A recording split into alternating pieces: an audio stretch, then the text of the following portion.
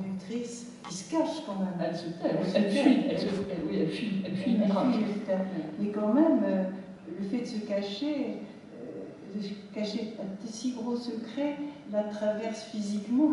Et un beau jour, qu'est-ce qu'elle voit? Elle a pas, c'est une grande mèche blonde qui lui cache l'œil. La mèche de Lady Diana, elle a la peine de Lady Diana. C'est-à-dire qu'elle essaye, pour échapper aux poursuivants qui sont innombrables, de se transformer physiquement. Donc pour la première fois de sa vie, elle s'achète une robe. Et puis elle va chez le coiffeur avec l'idée de se faire décoller les cheveux. Elle est brûlée bouclée, un peu comme moi. Elle se dit, il faut que je sois blonde et pas bouclée. Et quand elle demande ça à une coiffeuse, elle lui dit, ah, c'est magnifique, je vais vous faire la coupe de Lady Diana. Elle a bien voulu ressembler. Donc la malheureuse, elle se trouve sortir de chez le coiffeur, transformée en Lady Diana. Voilà. Et la folie nous gouverne, parce que quand même, à la fin du moment où il se passe quelque chose de tout à fait plausible, elle n'en peut plus de ce secret. Donc elle va dans la commissariat de police et elle dit, écoutez, il faut que je vous dise, c'est moi. Et le flic lui dit, oui, mademoiselle, elle part, il ne prend aucune note, aucune déposition. Et quand elle est partie, il dit à un autre, voilà, c'est la 48e qui a vu, elle s'est fait la tête de la vie, pareil. C'est plausible, hein, c'est plausible. Il faut dire que la réalité dans laquelle nous vivons est elle-même pas simplement dingue. Enfin, chapeau à l'inventeur. Je vais, avant de la parole à Raphaël, je reviens à Anser et à l'admiration. Anser a eu le prix Goncourt de la nouvelle il y a 2 ans, pour des nouvelles absolument merveilleuses. Et Brandt, quand même, avec quelque chose de toujours, il y a toujours un moment où il y a quelque chose qui disjoncte. Hein, ouais. J'adore. Et puis, vous avez écrit, mais excusez ce langage, des mots si lourds sur quelque chose, une littérature extraordinairement subtile d'Anser. Elle a écrit un livre, finalement, qui n'est pas chez Gallimard, hein, qui est chez Verdier. Chez Verdier. Il s'appelle Petite table soit mise. Alors, qu'est-ce que c'est ça? Petite table soit mise. C'est une drôle d'histoire. Ne pas mettre votre tête dans toutes les mains, mais dans les vôtres, si. C'est une drôle d'histoire, si on la résume, mais Laurence a raison, de toute façon, on ne résume pas une histoire et on ne raconte pas une histoire, mais on essaie de la résumer, donc pour mettre l'eau à la bouche. Vous allez tous sortir en voulant l'acheter. C'est pas sûr. C'est pas sûr. D'accord. Je suis peut-être trop confiante là. Eh bien, ça commence par cette phrase. Quand j'avais 7 ans, j'ai vu mon père habillé en fille. Et ça raconte l'histoire d'une famille heureuse. C'est la narratrice qui est heureuse. Oui, la famille est assez heureuse. Ça raconte l'histoire d'une famille qui a en famille des liens érotiques, ou plus qu'érotiques, orgiaques, très joyeux. Et alors, ce qui est surtout joyeux, ce qui est surtout absolument dingue, c'est que la narratrice qui raconte cette histoire, c'est une narratrice qui a la quarantaine à peu près, et donc elle raconte son enfance. Elle dit voilà comment a été mon enfance. Et elle raconte avec allégresse cette enfance qui se passait dans des conditions et des dimensions assez particulières, puisque tout le monde couchait avec tout le monde en famille, c'est-à-dire papa, maman et les enfants. Et puis aussi, il conviait, pour tout de même faire partager ce bonheur à d'autres, il conviait des amis de la famille. Et donc elle raconte, avec une allégresse qui me fait rire. Quand je lis maintenant des passages de ce livre, on me demande parfois encore, et j'attrape le fou rire. Voilà, donc elle raconte l'allégresse. Mais enfin, cette allégresse, elle la raconte pendant des pages et des pages. Et puis tout de même, elle raconte qu'à l'adolescence, elle quitte tout de même cette famille. Elle quitte tout de même cette famille. Et alors là, elle passe par une espèce de période un peu moins festive, un peu moins gaie, un peu désertique, où ce qui la sauve, ce qui forme une rampe, comme disait Claudel de la littérature. Claudel disait que la littérature avait été à un certain moment de sa vie comme une rampe. Et elle dit d'une autre manière, elle dit ça, cette narratrice, que ce qui la sauve d'une espèce ce qui la sauve de je ne sais pas quoi d'ailleurs, ce qui la sauve d'avoir quitté ce ce monde qui avait sa perfection, qui avait sa beauté, qui avait peut-être même sa grandeur, mais qui avait quand même son étrangeté. Et donc elle arrive dans un monde qui est beaucoup moins étrange, et où c'est beaucoup plus difficile de vivre, puisque elle, ce qu'elle connaît, c'est l'étrangeté, dans laquelle elle a été très heureuse et qu'elle manie parfaitement. Elle rentre dans un monde qui n'est plus étrange, et alors comment faire? Ça devient extrêmement difficile. Alors elle a par bonheur, la littérature est une rampe à laquelle elle peut s'accrocher pour continuer ce chemin et pouvoir évoquer cette enfance merveilleusement heureuse et un petit peu particulière. Alors, c'est pas du tout... on n'est pas dans la famille, je ne sais plus quoi, oui. Non, dans notre famille, là, ils ont tous été... Oui. Enfin bref, on n'est pas du tout Duhamel. Non, Duhamel.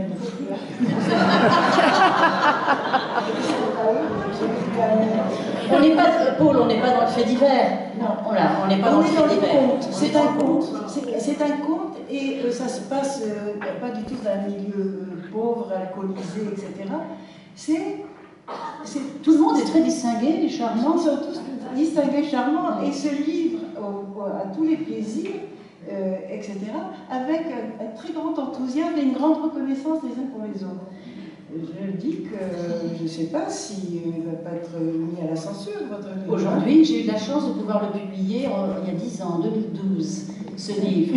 Bon, cela dit, ah oui. Non, mais en effet, ce livre est paru en 2012, oui, il a été, je dois dire, j'ai eu beaucoup de chance, parce qu'il a été, il y a eu quelques sourcils foncés, mais en gros, il a quand même été accueilli avec enthousiasme, avec intérêt, etc. En 2012. Mais en effet, je pense qu'aujourd'hui, je ne pourrais pas sortir ce livre en 2023. Je ne pense pas. Je pense que je serais... Est-ce que vous pourriez l'écrire d'ailleurs? Comment? Est-ce que vous pourriez l'écrire? À l'écrire, oui. Mais oui. À l'écrire ça? Oui. Oui. On est quand même sujet, si dingue soit-on, on est quand même sujet à la police. Moi, par exemple, j'aurais pas pu écrire ce livre sur le patrimoine et la suppression des cathédrales après les grandes tempêtes. Je l'ai écrit juste avant, mais après que les tempêtes ont fait tomber par terre, je ne sais combien de clochers ou quoi, je peux plus écrire. Et après l'attentat des tours d'Aos non plus. Ah oui, très bien, bravo aussi. Aucune censure ne vous fait peur. Vous êtes très forte. Vous êtes très forte, Anne. Très forte. Tata Elena, qu'est-ce que vous en pensez? C'est grave. La difficulté, c'est que le psychiatre habituellement écoute, il prend beaucoup de plaisir, davantage qu'il ne parle. Ce que je trouve passionnant, j'ai l'impression que nous tournons autour du même sujet dans votre introduction, dans les différents propos. C'est celui du rapport au réel. Et la façon dont nous pouvons convoquer, dites-vous, les morts, et d'ailleurs, effectivement, lire est une façon de converser avec les morts, et pour l'écrivain, manifestement, de les rendre vivants, en tout cas de les incarner. Donc, convoquer les morts, les rendre présents, annuler l'effet du temps, donner une sorte de contemporanéité de l'ensemble, le paradis, dites-vous, et en même temps la possibilité de donner toutes sortes de déroulements possibles à l'histoire, la grande, la petite, imaginer que cette petite Fiat est animée de telle personne qu'elle-même se transforme, devient elle-même une Lily ou quoi de cheveux. C'est-à-dire la possibilité que nous puissions enrichir le réel à l'infini, avec les talents qui sont les vôtres, celles d'écrivain. Et ça, je trouve que c'est fascinant parce que c'est ce que les êtres humains sont capables de faire.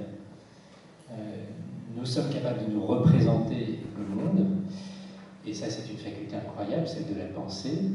Ça nous rend capables de tout, puisque nous pouvons enrichir le monde, nos représentations à l'infini. Nous tissons, nous tressons, nous racontons, et rien ne nous arrête. Rien ne vous arrête, semble-t-il. Et évidemment, à ne pas s'arrêter ainsi, eh bien, nous pouvons nous perdre. Et moi, d'où je suis, psychiatre, je vois l'un et l'autre. je vois le moment où ça bascule dans quelque chose qui ne fait plus œuvre, qui dérape, déraille, délire. D'ailleurs, c'est l'étymologie même du verbe délirer, hein, délirare, en dehors du sillon, pour ne plus faire œuvre, pour s'égarer. Et puis, je vois aussi ce qu'est la créativité des auteurs qui m'entourent. Et je vois que l'un et l'autre ne sont pas superposables strictement. Je crois que c'est faux de dire que la création procède de la folie ou inversement. Je trouve que c'est faux parce que pour mes propres patients, c'est une sorte de double peine. Ils souffrent, ils sont atteints de maladies qui sont parfois terribles, et il faudrait qu'en plus ils soient créatifs. Enfin, je trouve que c'est absolument terrible. Et puis pour les artistes, les auteurs que vous êtes, c'est les affubler d'une étiquette que rien ne justifie, jusqu'à preuve du contraire. Et donc, c'est pas adapté. Donc je ne crois pas qu'on puisse superposer folie, créativité, et j'ai voulu renouveler cette question, en tout cas me la reposer, de façon à mieux comprendre pourquoi j'ai l'impression qu'il y a un lien, et en même temps je vois bien que ça n'est pas la même chose. Et mon constat, en y réfléchissant de toutes sortes de façons, c'est qu'il y a un lien de parenté plutôt qu'un lien de superposition, j'y reviendrai peut-être tout à l'heure, mais pour poursuivre ce que nous avons dit là, ce lien de parenté, il est autour du rapport au réel. Et le rapport au réel, eh bien, c'est un rapport d'orphelin. Nous sommes des orphelins du réel. En fait, le réel, nous n'y avons pas accès. Je ne sais même pas si le réel existe. En tout cas, c'est sûr que nous n'y avons pas accès dans la mesure où ce que nous manipulons, ce sont des représentations. Et manipuler des représentations, ça nous donne un pouvoir incroyable, mais c'est aussi le risque de se perdre. Il y a beaucoup de questions du langage. Aujourd'hui, on parle de l'écriture, donc il y a beaucoup de questions du langage dans ce rapport au réel. Les mots, évidemment, ont en plus une capacité incroyable de substitution au réel. Utiliser un mot pour désigner quelque chose, c'est potentiellement remplacer cette chose. Et mes patients, eh bien, ils exacerbent cette tendance, ils la radicalisent. Par exemple, dans une pathologie emblématique de la psychiatrie, qui est la schizophrénie, qui d'ailleurs, même dans son étymologie intéressante, hein, schizophrénie, ça vient de schizaïn, couper, phrénos, l'esprit, donc c'est une coupure de l'esprit, et en fait, la schise, c'est justement cette coupure du réel. Eh bien, mes patients ont quelque chose qui les sépare encore plus du réel, de sorte que eh bien, les mots deviennent des choses. Alors, quand je dis les mots deviennent des choses, ça veut dire que, par exemple, je raconte cette anecdote, dans un des services dans lequel je travaillais à l'époque, nous organisions une partie de foot entre les patients et les soignants, et nous ne trouvions pas le ballon. C'est évidemment embêtant pour une partie de foot. Même en étant créatif, très créatif, un football sans ballon, c'est difficile. Donc on cherche le ballon partout, et un patient finit par arriver avec le dictionnaire ouvert à la page B, ballon, en disant il est là. Et il était là. Il était vraiment là. Ou tel autre patient, dont je peux vous raconter aussi l'anecdote, qui, parce qu'on ne sait jamais ce qu'est un psychiatre, psychanalyste, psychothérapeute, justement ne voulait plus voir sa psychothérapeute. Et il ne voulait plus voir sa psychothérapeute parce que, disait-il, ce qui n'était pas très juste d'ailleurs, il ne voulait plus parler du passé. Il disait, moi j'en ai marre de parler du passé, ce qui m'importe c'est mon avenir, que je puisse avancer, que je puisse construire les choses pour mon futur. J'en ai marre de ressasser le passé. Docteur, maintenant je regarde droit devant moi, et d'ailleurs docteur, j'ai retiré les rétroviseurs de ma voiture. Alors évidemment que c'est foutraque, diraient certains. Évidemment, ça doit un peu handicaper dans la Fiat Uno de conduire sans les rétroviseurs, c'est peut-être l'explication. Mais en même temps, ça n'est pas loin de quelque chose qui fait poésie, en fait. Ça n'est pas loin d'un moment de poésie. Et d'ailleurs, dans mon choix du métier de psychiatre, ces moments-là, ils sont pour beaucoup, parce qu'il n'y a pas une journée sans qu'il y ait une trouvaille de ce type. C'est terrible, mais en même temps, c'est très beau. Il n'y a pas une journée sans qu'il y ait une trouvaille de ce type. Mais cette trouvaille, elle ne fait pas œuvre. Ce n'est pas Rimbaud. Donc il y a quelque chose qui réunit les troubles mentaux, la folie et la création, et en même temps qui ne se superpose pas exactement, et ceux autour de quoi se réunissent folie et créativité, écriture et les troubles mentaux, c'est autour de cette faculté qu'ont les êtres humains de se représenter le réel, et donc d'en être orphelins, et diraient certains, fils du langage. Oui, je voudrais réagir précisément sur cette dernière phrase. Je voudrais dire deux choses. Lorsque Anne Serre écrit quelque chose d'aussi feu d'artifice que ce qu'elle écrit, il faut tout de même prendre conscience que ce n'est pas gratuit. Ça n'est pas pour rien. Il y a des enjeux de réalité qui sont considérables. Pour moi, c'est un livre sur le temps et la mort. Elle convoque tout le monde, elle dit, enfin, c'est un livre dont l'enjeu souterrain, c'est le temps et la mort. Et si ça n'est pas réel, alors je veux bien, je ne sais pas, vous inviter à boire un grand magnum de champagne. Puis-je m'inscrire en faux, parce que s'il y a un truc irréel, c'est bien le temps et c'est bien la mort. Irréel. Irréel. Alors je sens non, c'est pas réel, c'est pas réel. Bon, alors il faut qu'on reste 2-3 heures. On manie des réalités très très difficiles. Et moi j'irais même à l'opposé en disant que la seule chose qui m'intéresse dans la vie, c'est le réel. Et la littérature, la fiction, la dinguerie, c'est un accès au réel. Voilà. Donc, qu'est-ce que le réel, qu'est-ce que l'irréel, qu'est-ce que... Je crois que nous serions orphelins du réel. Je crois que nous sommes dépositaires du réel et que c'est bien lourd. C'est bien lourd. Je crois qu'il y a un grand enjeu dans le livre d'Anne Serre. Il y a beaucoup d'enjeux dans le livre. De Paul, évidemment, je suis d'accord avec tout ce que vous écrivez, par ailleurs. Hein, ce sont des niveaux de réalité. Je crois que le réel est là, il y a là. Même si nous ne le voyons qu'à travers des représentations imparfaites. Mais quand on me... C'est une tendance lourde de la philosophie de dire il n'y a pas de réel, etc. J'ai envie de dire, mais vous êtes chirurgien, vous opérez quelqu'un du foie. Vous êtes dans le réel ou pas? Le foie il est réel, il est pas réel, votre scalpel il est réel, la guérison est réelle. Il est temporairement réel. Moi je trouve qu'il est très réel. Mais je veux dire, pour avoir étudié les instruments chirurgicaux au XVIIIe siècle, pour toutes les pathologies féminines, on est devant véritablement l'irréalité d'un corps. Ce qui est opéré, c'est l'irréalité d'un corps. Et les instruments pour sortir l'enfant, alors à la fois sortir l'enfant, recoudre la mère, ne pas la recoudre, etc.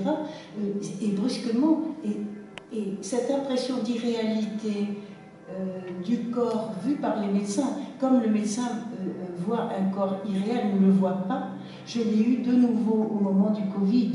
Au moment du Covid, on était absolument devant quelque chose d'irréel. Je le dis parce que je suis une famille de médecins, j'écris pratiquement que sur la médecine et sur la symbolique des maladies, hein. Enfin, pas que sur là-dessus d'ailleurs.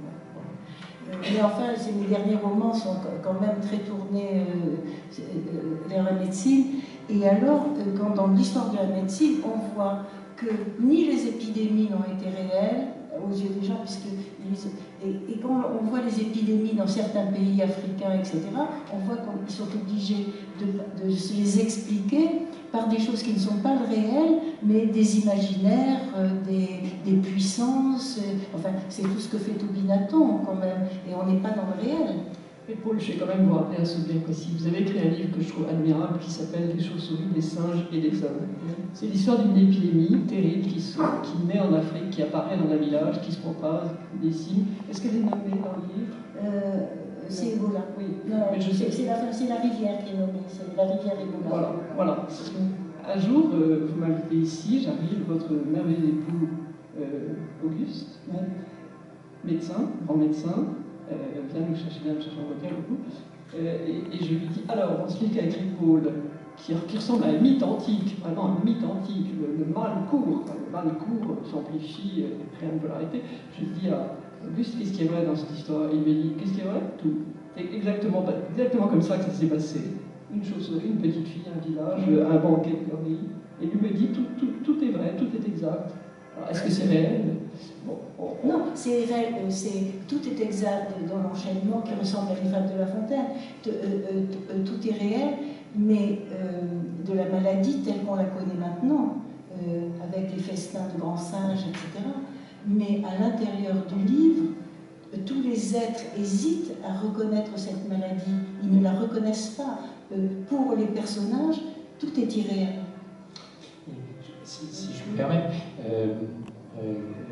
Lacan disait le réel c'est quand on se cogne. Je crois que vous avez l'air de souscrire à cela. Mais vous insistez sur le fait qu'il y a quelque chose qui reste palpable, quelque chose qui fait obstacle. Mais je n'ai pas dit à aucun moment que nous entrions uniquement dans le règne des idées éthérées, purement platoniciens. Je crois que tout ce dont nous parlons reste extrêmement concret, vivace, vivide, incarné. Je ne sais pas si pour autant le terme de réel est adapté. D'ailleurs, vous-même, vous glissez de temps en temps de réel à vrai, ce n'est pas exactement la même chose. Moi, je souscris à un point, et absolument, c'est que tout ceci est très palpable, et que ceci n'est pas une espèce de fantaisie éthérée qui divertirait. C'est beaucoup plus sérieux que du divertissement. Il faut que je relève les phrases d'Anser, qui m'a vraiment fait réfléchir, non, touché, cogné. Vous écrivez « Tout est faux, sauf la misère, et du reste c'est curieux ». Alors je reprends, tout est faux, sauf la misère, du reste c'est curieux. Oui, oui.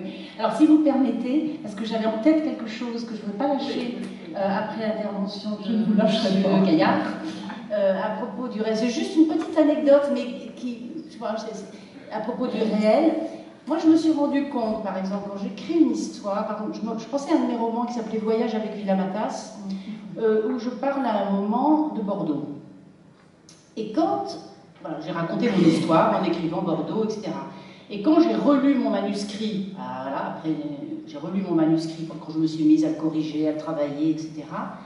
Et ça m'arrive souvent, il me faut une seconde pour penser que Bordeaux existe vraiment. C'est-à-dire, il me semble que c'est moi qui ai inventé Bordeaux. Il me semble que c'est moi qui ai inventé et le nom et la ville. Je pense qu'ils sont inventés pendant que je lis